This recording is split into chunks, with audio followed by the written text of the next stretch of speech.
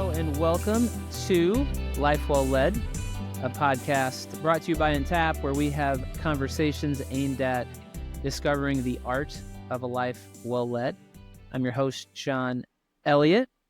And today, my guest is, he's a lot of things. He is a husband to his wife, Haley. He is a father to his four awesome boys who our family has been blessed to get to know. He is the tennis coach at the University of Illinois for the men's program there, where I think you've been 20. Are we in year 20 as head coach now? This is year 20 as head coach. All right. Yeah. Solid 2 decades in there. He is a student of leadership. He is a teacher of leadership. And on top of all that, he's my friend. And we have a lot of fun talking about all the above there. And so that's what we're going to do here today. The only difference is we're going to invite some folks to listen in.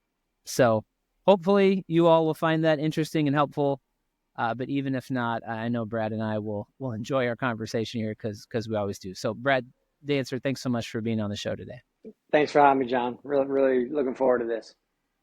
All right. I want to begin with a conversation you and I had pretty early on in our friendship. Just a little bit of context. We got to know each other.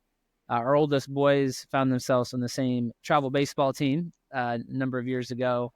And so we just started having some conversations around leadership, coaching, performance in that context. And I remember in one of our very first conversations over there at First Fed, I asked you, as a tennis coach at a very high level, what is the ratio of time you spent working with your players on the mental side of the game versus the more physical, technical side of the game? And you didn't really even hesitate. You thought about it for a second, and you said, I think it's about 80-20, with 80 on the mental, 20 on the physical, technical. And I was in some ways surprised to hear that, but in other ways I wasn't, just based on some of the things I've seen and observed and experienced. So I would love for you to talk a little bit more about that and why is it so important, even at this high level of tennis where people might imagine there's all kinds of sophisticated technical things happening with swing and technique. And I'm sure there's some of that, but where you say, gosh, no, we're still spending 80% of our time on the intangible stuff. Talk about that.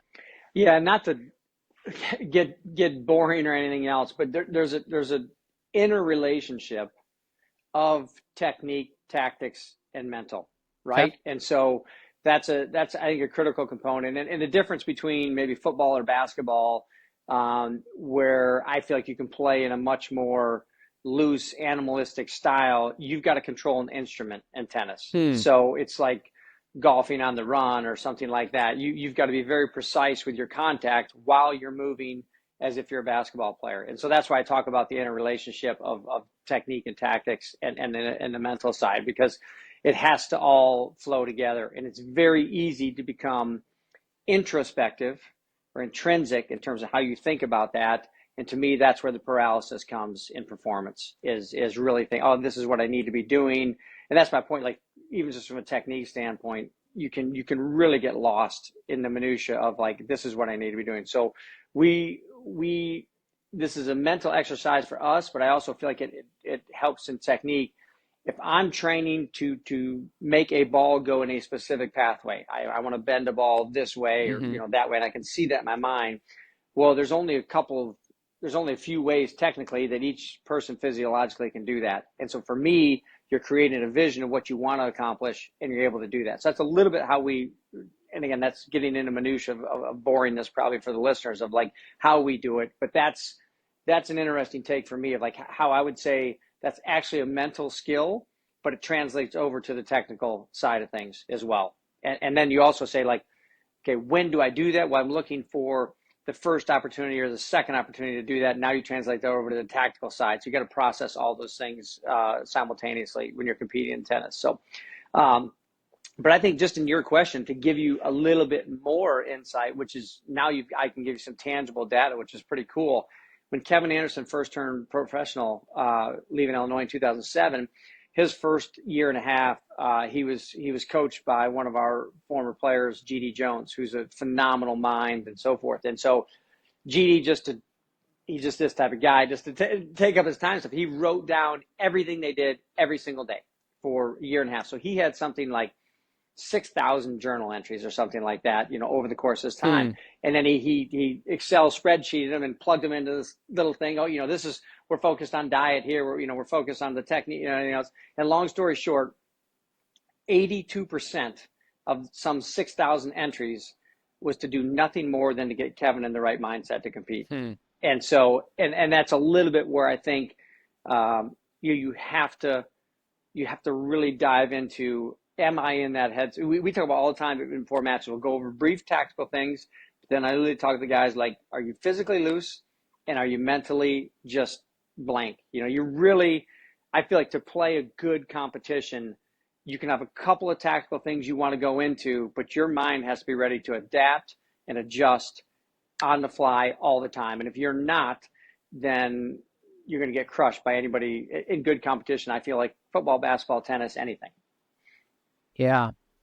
Well, and I would think, I mean, I'm no expert on tennis, but I've seen it and tried it enough to know once you start playing a match, it's very reactionary. So you can't really be stopping to think about some of these different things. And so I would think a lot of the battle is won or lost prior to the match.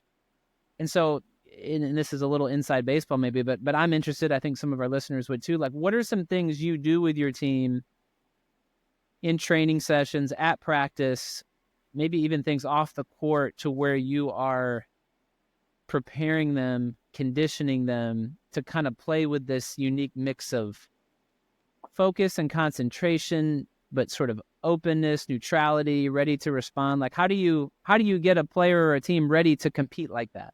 Yeah. So I think one of the things is we are constantly talking about decision making. And so it's very cumbersome and uncomfortable for our guys when they first come here, because we'll be playing points, intra squad, like a scrimmage, and I'll have the coaches talking to the players in the middle of the point, which sounds, Hmm. to some people just crazy. Like it's just, and when the kids first get here, it's like, it's very overwhelming for them and so forth. But I want them to be able to be like, if I can process it this fast about what you should be doing, then, and I can verbalize it, it shows you how much time you actually have. When a lot of times in higher level competition, just everything feels so fast. I don't have time to do this or that. So I try to demonstrate to them, if I'm able to tell you what to do before each shot, then you should be able to be seeing these same things out there. And so we do a lot of that where there's a ton of decision making. And then alongside with that, you talked about like, how do you get their heart rate,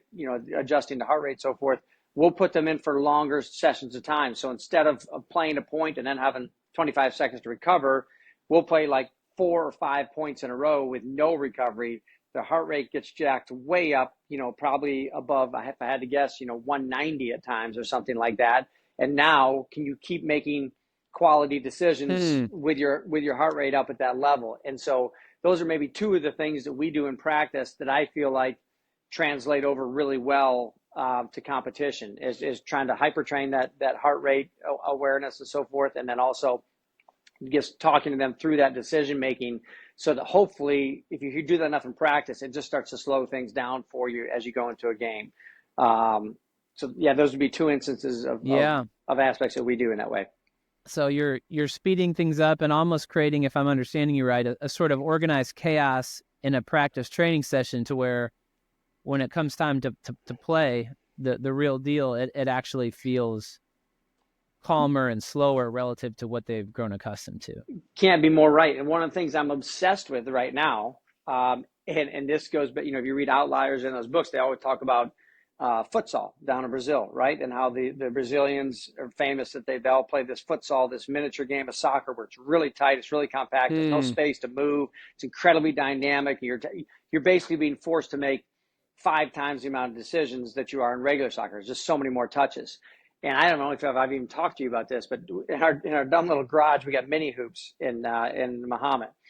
And I've watched the boys now forever. This is now the season that the mini hoops are back out, right? And it's this tiny little court, and they'll play 3-on-3, and you can't pass the ball. It's just all arms and legs. And so out of that, and it's been completely accidental, but I've watched it now compared to futsal, my boys have learned how to bounce pass, because you can't there's no Mm, place to pass, right? So you have to backdoor cut and you have to bounce pass. That's the only way to kind of get the ball through somewhere. And so to watch that, and then this early in this basketball season, I'm seeing both my older boys executing bounce passes out there, and I'm like, you got to be kidding me! I really think this tiny little basketball yeah. garage stuff is translating to the big game. And so I was telling my assistants the other day, and they're like, how do we do that? We're all thinking like, how can we make, Mm, because you want, again, more touches, more decisions, because that's what sports is always about, right? It's like, can you see it and respond to it in time and make the right decision in that moment? And Jay, it's funny, you just had Jay I know on, and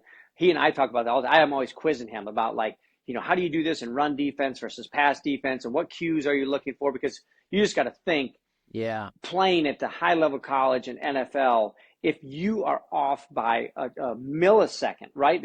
These guys are so fast, they just right by you. And so to me, that's in a leadership role, it's one of the things I keep thinking about too, is how do we translate to tennis, but how do you do that in some of our Yeah. leadership stuff that you and I do? Is like, how do you force them into more decisions? Not to go on a crazy thing, but I remember one time before, I was doing some mental visualization exercises, and I was getting pretty good at it. And the coach said, "Great." He says, "Okay, close your eyes and get ready for the next session." And then he put on Zeppelin Communication Breakdown as loud as he possibly could. You know what I mean? And it just gets you out of it so fast. You think you're in it, you think you're in this deep mental state, and he can put in an impulse in there that just totally takes you out of it. And so those are some of the things that I like to think about. You hear about the Tiger Woods and his dad, rattling the Hmm. keys when he's putting, and all those things that are attempting to get you out of that space. That's where I think is really fun coaching stuff to think about.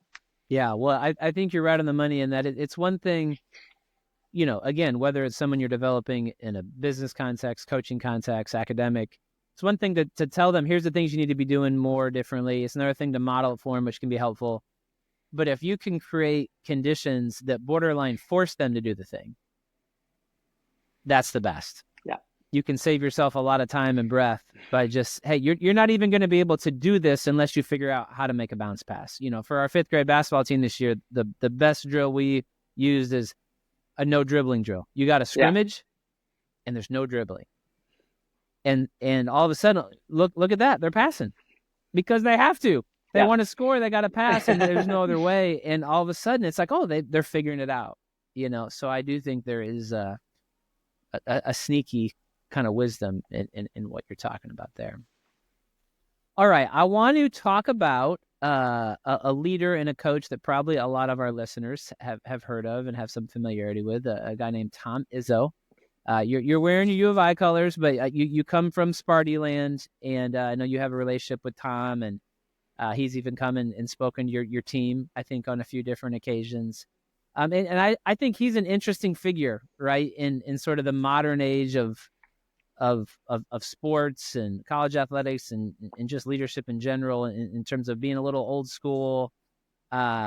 He's a guy that I've long admired, and still do. But there's a school of thought out there that the Tom Izzos of the world, that doesn't work anymore. There's not a place for a coach or a leader like him in kind of the current leadership climate. And so I'd just be curious to kind of hear you reflect a little bit on that relationship, what you've learned from him, and do you think that sort of the Tom Izzo way can still work here in 2024? Yeah, I think that you can unwrap a whole. I mean, that's a big conversation, and I think first off, uh, you know, why or how has Tom been as successful as he has for such a long period of time? And to me, that comes back to, and I'm not comparing myself to Tom by any stretch of it, but I think the similarities is we enjoy teaching, and we enjoy that Mm-hmm. connection when you see somebody build a skill, build a mental habit, build something in their lives that you feel like is going to affect either their performance, on the court, or it's going to be something that's going to stay with them for life. And so I think that's, if I said,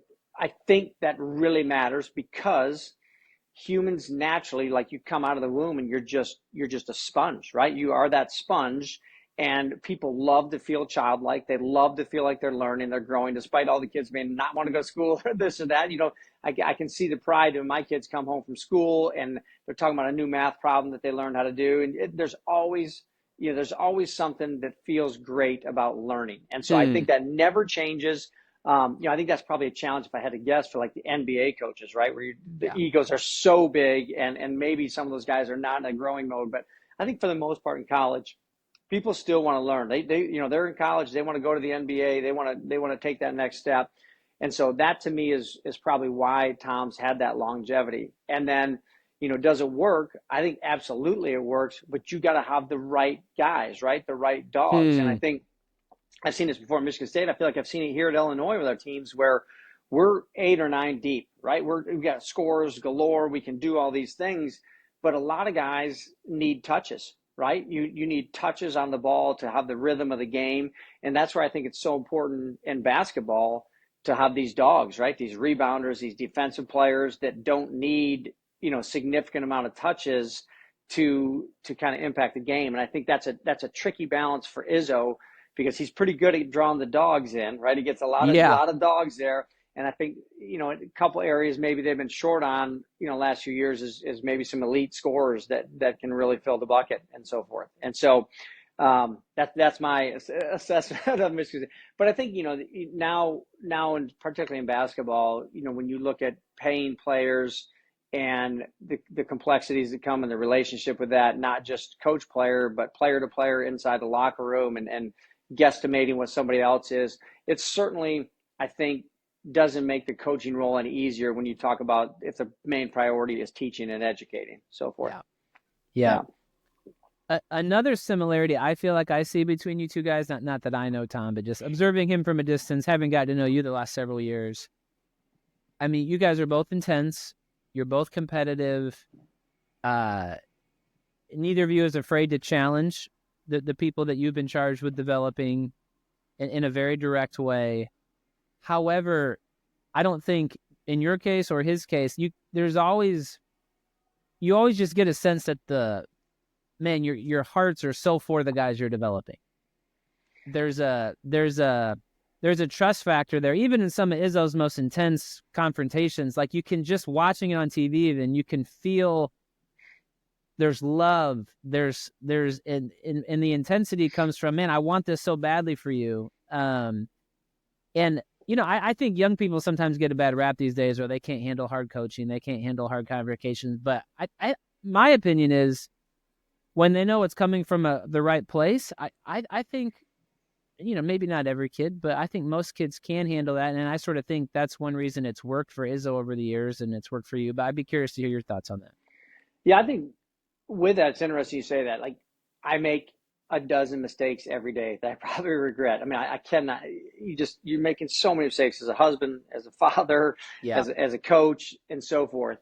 If you said to me, how do I sleep at night? If there's one thing, I do think I'm in it for the teaching. I'm in it to Yeah. impact kids, and I think I feel comfortable in saying that. And I think Tom's the exact same way. I Yeah. mean, there's nothing you can make. People need to feel connected with other humans, right? And if you don't feel and that's one of the great jobs. Like, my wife's a teacher, and she's, after 10 years away, she's gone back to teaching this year, and so you can feel, as exhausted as she is, the pride that she takes in the Yeah. meaning that she has in her life, right? You're teaching first grade. You're being incredibly impactful to these young kids. You're brightening their days. You're educating them, and I think that there's a connection there, and that all humans need that connection. And as coaches, it's the beauty of our profession, right? We're held accountable to connecting with young people. I mean, that's really what we're held accountable to. And so there's an awesomeness to that I know that a big part of my job, and it's not forced at all, but it's like it's you're being rewarded for the level of intimacy and connection you Yeah. can have with your athletes. And so I love that aspect of it. It's great. It's funny, you talked about Tom, and just one of the stories I remember, I'll never forget. This might have been the first or second time you ever talked to our team, and I get the guys gathered there and at the hotel, at their hotel, and they're all sitting there, and Izzo comes down, and you can just tell, it's just like, God, just what am I doing here? And it was funny, and it was almost instantaneous. I think as a coach, as late in their season, you get, your guys are looking at you like this at this point, right? They heard the same thing Yep. Ben all year long. And so he walks in the room and you got 10 tennis geeks that are, sitting here like this, and it just energized Izzo like I've never seen. And he went 20 minutes, and then he went 30 minutes, and then he went 40 minutes, because all of our guys are just, Mm. they're just glued to him, and just, they're just on every word he says, and they're asking questions about every little thing. And so I think it was finally after like an hour and 10 minutes, finally, like his director of ops is like, Tom, we're going to bed, man. We got to get out of here. But it was interesting for me to see, again, people feed off of each other, right? Yeah. People feed off of each other's energies. And I think as a coach, when you don't feel like you have your team or whatever else, you don't feel that mojo, sometimes you just need that little twist or a little bit of, I even tell some of our staff, like, hey, let's just get away from here for a day, right? Just get away for a day. I don't even know, but maybe you come back tomorrow and you just got extra juice in you or something like that. So those abilities to refresh, reconnect, depending on who it's with, I Yeah. think that's critical. Yeah. Well, it speaks to exactly what you were talking about, his love for teaching, his ability to connect. I mean, here's a group of tennis players that he had never met before. He'll probably never see again. And yet here he is getting revved up and energized to give something to them, because he can tell they're ready to soak it in and receive it. I think you got a window there into what makes that guy tick. Yeah. For sure. And if there are any former players of Brad's listening, I'm sure he meant tennis geeks in the most complimentary sense possible. All right. I want to read something from a book that you gave me. I do not know how I missed this book after all these years of thinking I was a student of leadership, and I had missed the inner game of tennis. But Brad plugged that hole for me very kindly, sent me this book, and there's all kinds of stuff I've been chewing on in here since I read it about a year ago, but none more than the chapter entitled "The Meaning of Competition." This was really revelatory for me. And I just want to read a little excerpt here, and then I want you to reflect on it.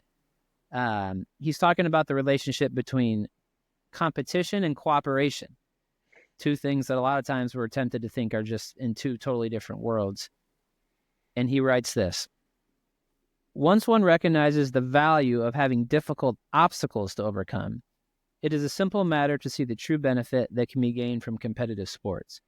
In tennis, who is it that provides a person with the obstacles he needs in order to experience his highest limits? His opponent, of course. Then is your opponent a friend or an enemy? He is a friend to the extent that he does his best to make things difficult for you. Only by playing the role of your enemy does he become your true friend. So I arrived at the startling conclusion that true competition is identical with true cooperation.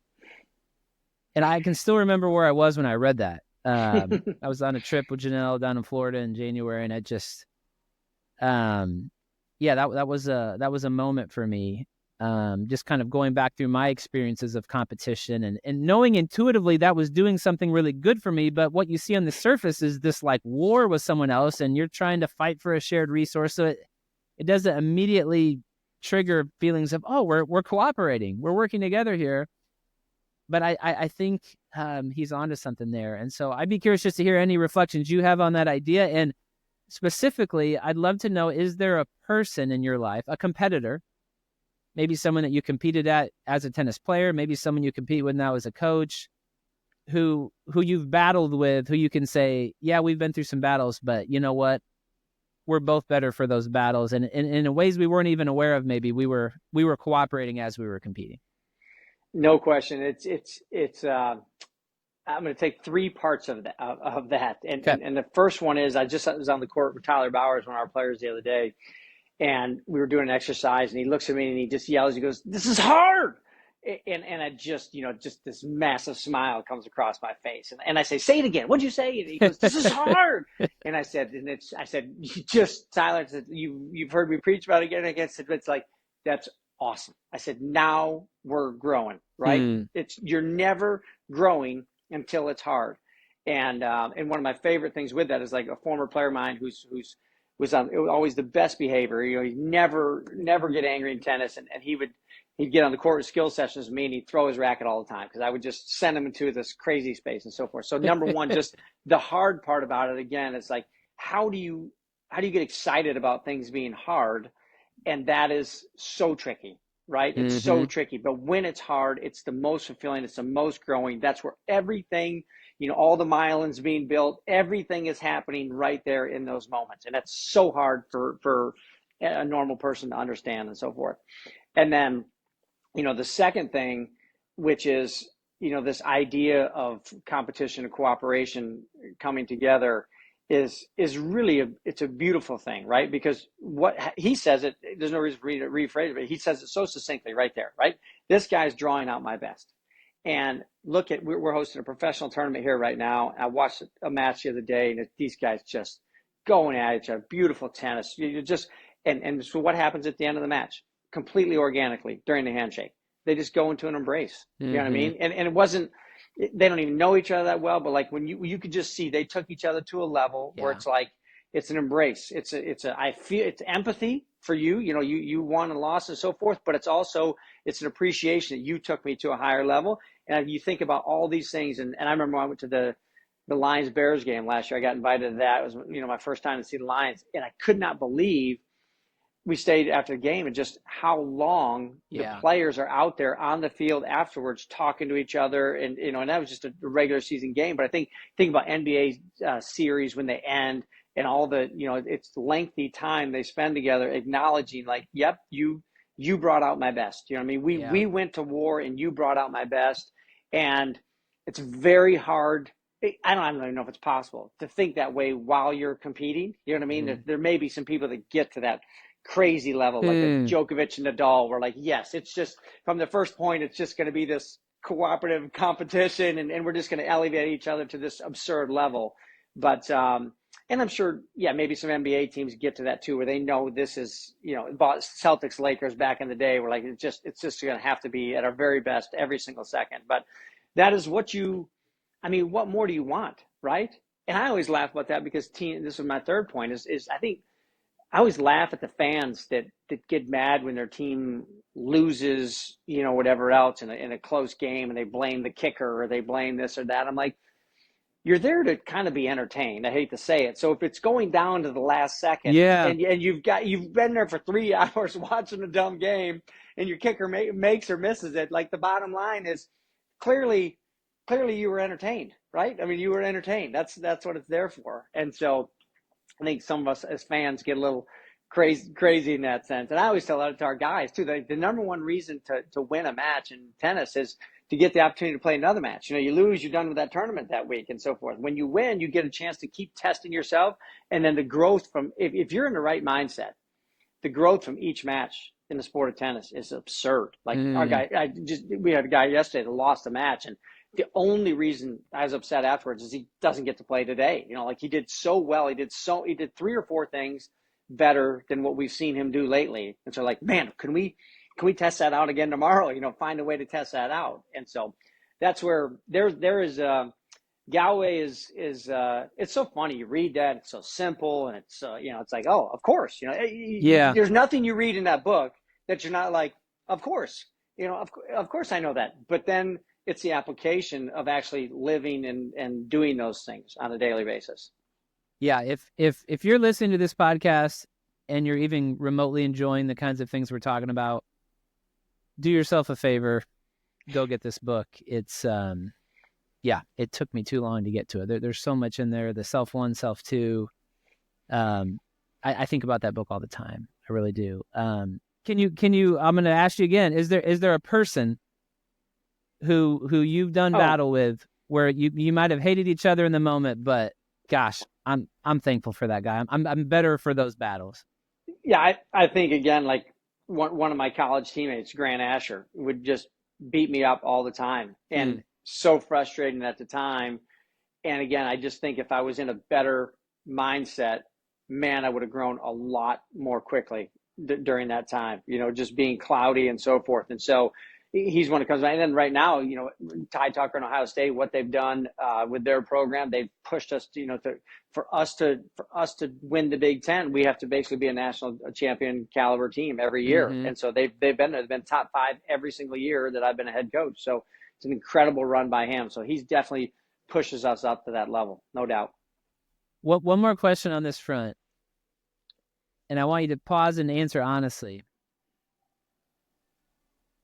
Would you rather lose a closely contested match? We're talking about your team here, where it's kind of both parties just pouring their guts out, playing great tennis, leaving it all on the court, but you came up a little short, or win a fairly comfortable match where maybe it was a little sloppy, we weren't great, but yeah, we got the win. So at the end of the day, we got to put one in the win column. Which would you choose? It's really hard, right? Because again, in the sport of tennis and in a lot of sports, you sometimes have to win to keep moving on and to have more experiences. So that's the qualifying statement, right? You need to win to keep going. But Let's I say can tell you, it's a regular season match.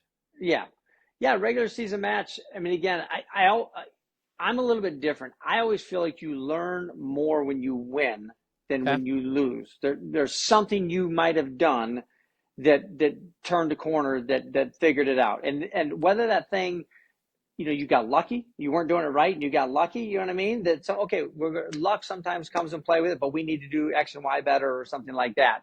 So I always feel like you learn more when you win than when you lose. But I do think, and I've said this for a long time, it's very hard in tennis. We play 6 matches at a time to feel like, yes, all 6 guys were perfect out there, Hmm. right, and still lose. It just doesn't happen that much. And so we have had some matches like that. Last year we played Arizona, and it was just a dogfight. And I felt like every one of our guys left it out on the table, and we lost last match on 4-3, and it was gut wrenching. And I kind of felt like that match for us was maybe one of those matches where you walk away and you just like, yes, Yeah. just do this again and we'll be fine. You know what I mean? We're gonna really grow. And so nobody likes to lose. It's gut wrenching to lose, but I do think, and again, just the nature of it, because there's not interconnectedness like a basketball, where Yeah. everybody's play affects everybody else's play. You've got 6 different people. It's a little bit rare sometimes in tennis where you feel like, oh yeah, all 6 guys were right in the right headspace and perfect, and it Yeah. just doesn't happen that much. So yeah, Yeah, that's right.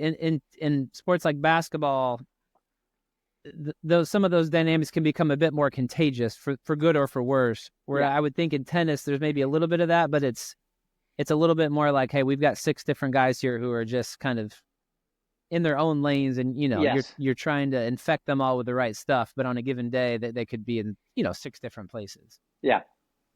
Yeah. All right, switching arenas a little bit. I want to talk about your role in your family, and how that intersects with some of the things we've been talking about with your role, as a leader, as a coach in your professional kind of space. I feel like something you and I, as we've gotten together the last couple of years, have talk about more and more, is just this tension of, being competitive guys, really wanting to win and be all in terms of the roles that we have, the hats that we wear, the people that we're responsible to. But I think a tension you and I both feel is, gosh, sometimes it feels like it's hard to sort of be all in terms of family, husband, dad, but then also professionally. And maybe sometimes you've got people out in the professional arena who are willing to sacrifice more on the family front to win in that arena. And it can be tough to know how to navigate that. And so I'm just curious if you'd maybe, for our listeners, take us into that tension for you a little bit, and how you're kind of trying to stay at a very high level as a coach and a leader, but also be all that you need to be for your wife and kids at home. Yeah, it's really difficult, right? And so the most difficult thing for us as coaches is the consistency aspect in the family unit. And so I Yeah. think that you know my wife is amazing. the love in our house, all these aspects that she provides, for our family, and then the roles that I play when I am in town versus when I'm not in town. And so I think the challenges of trying to be consistent with how we parent, with me being around and not being around, that's probably the number one challenge. And so I always feel like I'm failing at that, because I look at maybe some of the, I hate to say this, I think it just sounds cringy a little bit, but I think with we have 4 boys, that we need some systems in the house, right? If you don't have, if you don't have dudes, like, you can just imagine with the rooms and the laundry and the dishes and everything, if everybody just does whatever they want to do. So I feel like we need a little bit of systems. And so I think the challenge for us is, how do we have those systems in place? And then when I leave, how do they stay in place if Haley's, she's working full time now and so forth. And so that's probably the big challenge for us. And that's where my frustrations come in with that. And then, other than that, I think very naturally, Haley provides this incredible amount of love and space. I think I'm a pretty affectionate person, so I always joke, like, they say you can't love a kid too much. I think we're the trial family a little bit for that just over love, over affection. So I always laugh, like, these boys are just going to think that everybody's just got their back at every single millisecond of all things. And so, but yeah, it's a challenge. And I think the last thing I'll say about that is, you've got to be united, right? The parents are the coaches, they're the leaders of the family. And so the communication component for Haley and I is the area that we need to be leaning into the most. Mm-hmm. And then again, with fatigue, with all the kids' activities that we seem to be running them to, that sometimes gets left, on the back burner. And it's the most important component of it. And so those, I think, are the big challenges for us. And so carving out some time, we talk all the time, like when before we had children, we'd go on a walk every night. Yeah. And so we're really trying to lean into that, and we're just not doing a great job of it, to be honest. But I know we know how important it is for us as the leaders of our family. Yeah. Something I think you do well on this front that I've taken note of, and I have another friend, my friend Matt Tumbleson, who's an executive for the OKC Thunder, who we got to meet a few years ago. But he's in a very demanding job. He's traveling with a team. He's gone a lot, so that consistency piece is difficult. But something he does really well, and I see this in you, is when he is at home, there's no halfway being in. Like when he's home with his wife and kids, I mean, he is all the way there. There's an intentionality, there's an intensity to it, and I see that from you. When you're around your kids, you're there. There's never a time you've been around, or I've been around you and your family, where I felt like, okay, Brad's just kind of halfway there. He's faking it. Like when you're there, you're there. And I have to believe that's something that your boys are taking note of. I appreciate that. I feel like I need to do better at that, John. Yeah. Well, we all probably do. But you do that better than me. Sometimes I get home and I'm so exhausted. It's just hard to. I'm there. I'm probably at home more than you, but I'm not always there. Yeah. And that's something I'm working on. It's not just the presence piece, but engaged presence.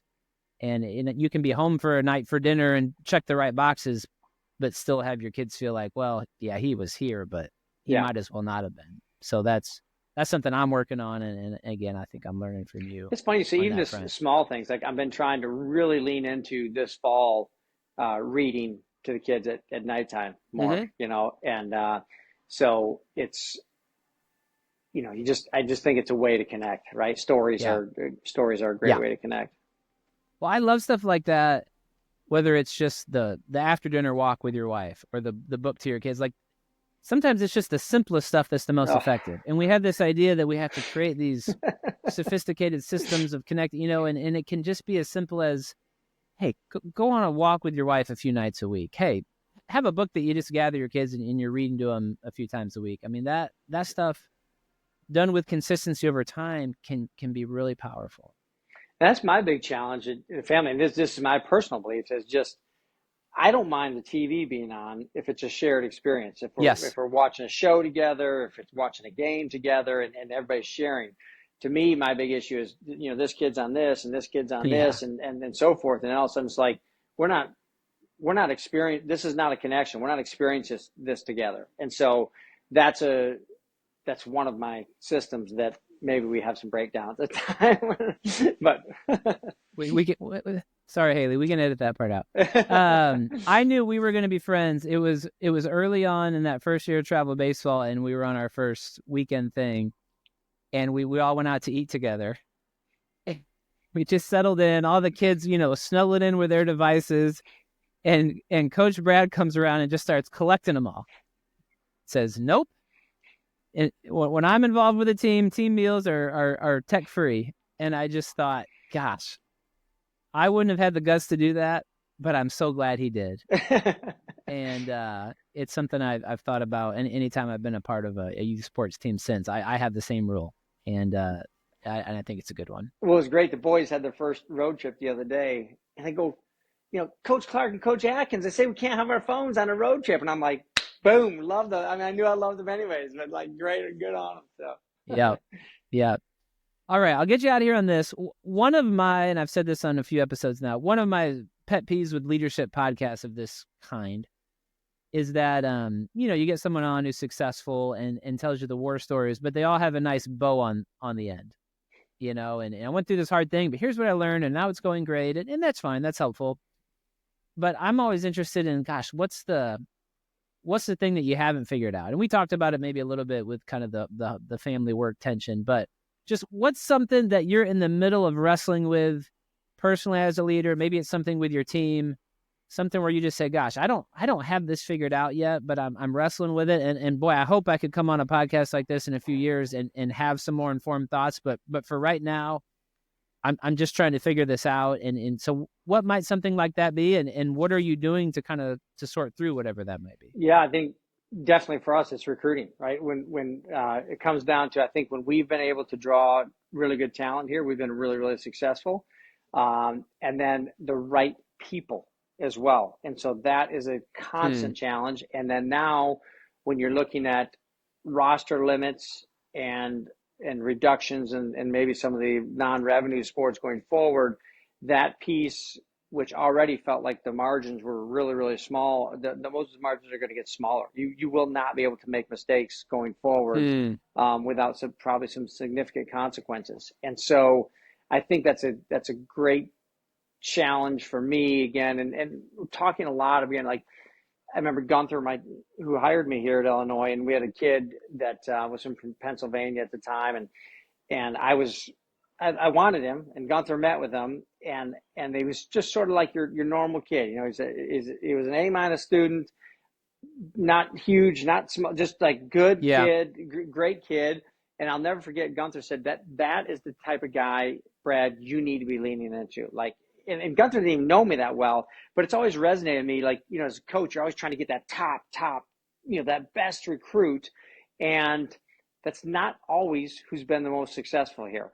We've had some guys that, and I think ironically, some B recruits for us are Alex Kovacevic and Alex Vukic, and they're both top 100 in the world right now. They're both top 10 in the ATP and ACEs. And so, those were guys that other schools maybe didn't go after. They weren't highly coveted recruits, and they came here and were ridiculous, both 2 or 3 time All-Americans. And so I think that's just the recruiting piece. It's just constantly there, right? So that's probably the big challenge for us is how do we really find the right recruits and you never feel like you are, right? And that's the reality of it. So then, and this is the best part about it, then coaching, you got to be like, okay, these are what we have. And now let's go. Like, I got to find the best out of each one of you. And that's where it gets fun again, right? Like, okay, you may not be as talented as X or Y, but let's get the best out of you. Let's not worry about wins and losses. Let's get the best out of you. And all of a sudden you find like,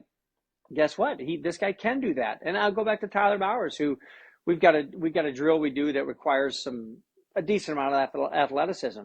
And he spent the first 6 months doing that drill. And I was like, this guy cannot walk and chew gum. And now, in the last year, he's become one of our best at that drill. And so it kind of showed me like it was a very slow, methodical 6 months going through one drill with him. And so I think even he sees like right now, he got a little swagger to it. Like, yeah, I can do that. And then that's just the small little story about that growth. But yeah.